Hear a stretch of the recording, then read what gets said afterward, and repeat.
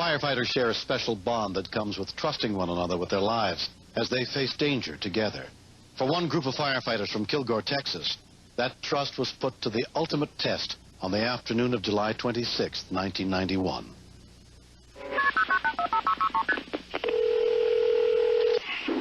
911 emergency. We got a fire over here on Super Saver in Kilgore. You have a fire? Yeah, in the store. 100 all units, 100 all units. If you have a report of a fire, we'll be at Super Saver inside the... Kilgore Fire Department units responded from 2 different stations, including EMT firefighter Danny Eason. We as firemen are just like family. Whenever you're at the fire station, you're with those people for 24 hours. You're never apart. We probably spend more time together than we spend with our wife and kids.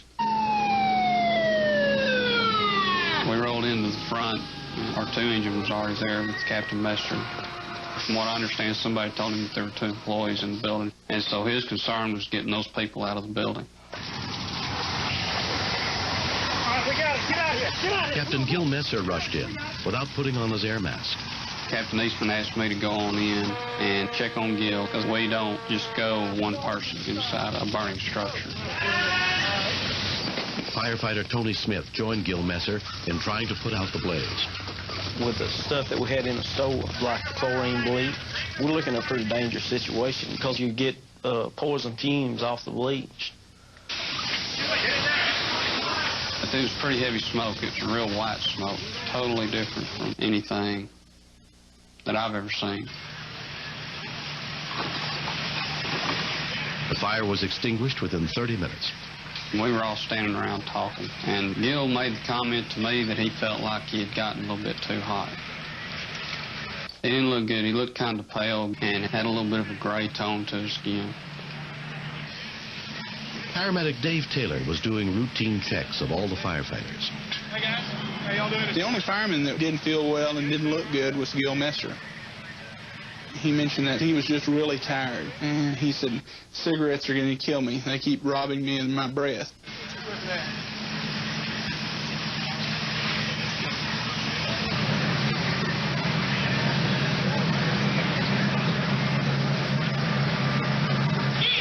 All of a sudden, I saw Gil's body tighten up, and Tony reach out and grab him. I ran over and immediately started checking for carotid pulse. And I could get a light pulse at that time. It was real faint.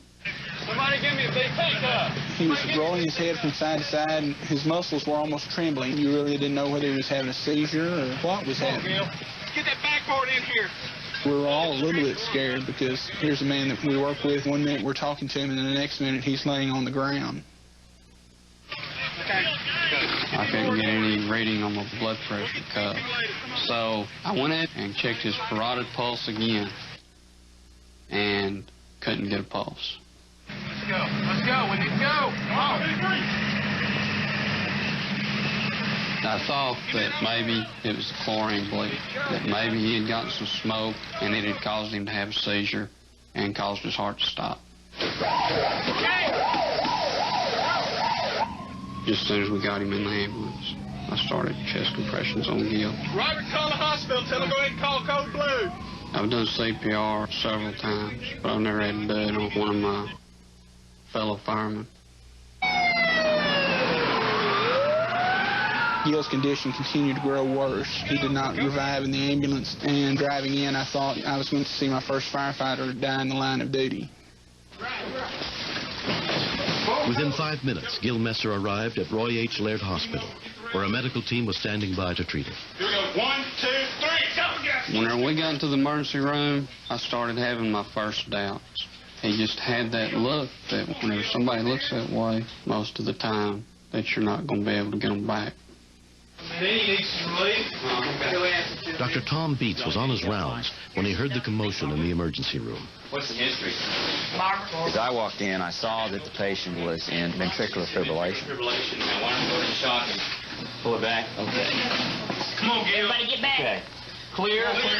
Clear. Come on, Gil. What we got?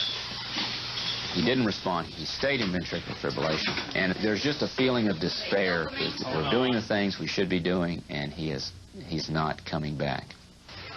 Chief Ronnie Moore was one of Gil's many friends who rushed to the hospital to see if he could help. I decided that I needed to notify some of his family, and Gil's brother is a fireman, and instead of calling his wife, I decided to call Bruce. Bruce, this is Chief Moore. To the hospital.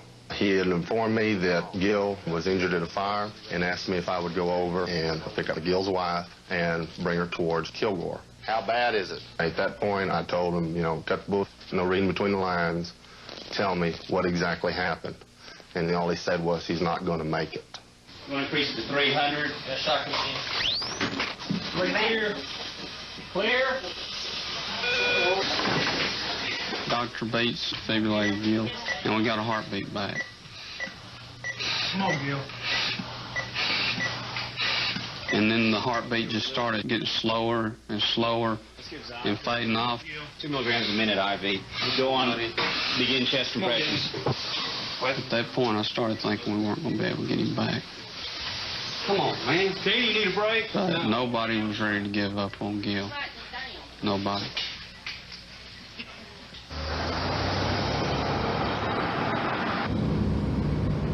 It's a 10-minute drive to my sister-in-law's, and your mind's going 90 miles an hour. The reality hits that I may never see him again. Come on, Danny. Danny had been doing chest compressions on his friend for more than 30 minutes. When he became exhausted, he finally let Dave take over. Come on, Gil. How much time has it been? About 30 minutes. He's back in V-fib again. Let me go ahead and try one more time. Oh, he's blue. Clear. Clear. Come on, Gil. Hold off on chest compressions. Come on, Gil. Come on, Gil. Go through there. Come on, buddy.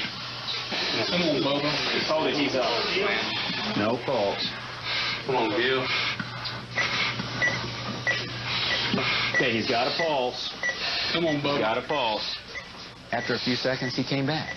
Come on, Gil. Hang in there, Pressure buddy. 70 is strong. Over the next minute, he developed a regular rhythm, just like you and I have. He's got a good pulse. Go ahead and suction him out. Even though we had a heartbeat, he still looked dead.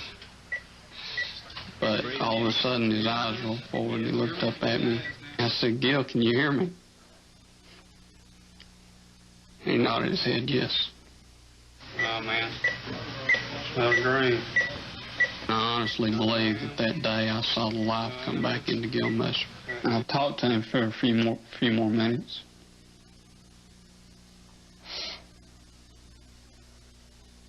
I felt like I had to leave the room. I didn't want to leave Gil, but I felt like I was fixing to break down, and I didn't want him to see it. Here we go. Hey, we're going to go out to the helicopter. Take him out head first, and we'll spin him around his feet first. I think it was a team effort that saved him when his heart stopped. The only better place to have a cardiac arrest would probably be in the emergency room. Gil was taken by air ambulance 30 miles to the cardiac care unit of Mother Frances Hospital, where he underwent a battery of tests. His wife, Mary Lee, and brother drove to the second hospital, where they finally got a chance to see him. He's going to have lots of IVs and stuff coming out. Hi. I took his hand and brushed his hair back.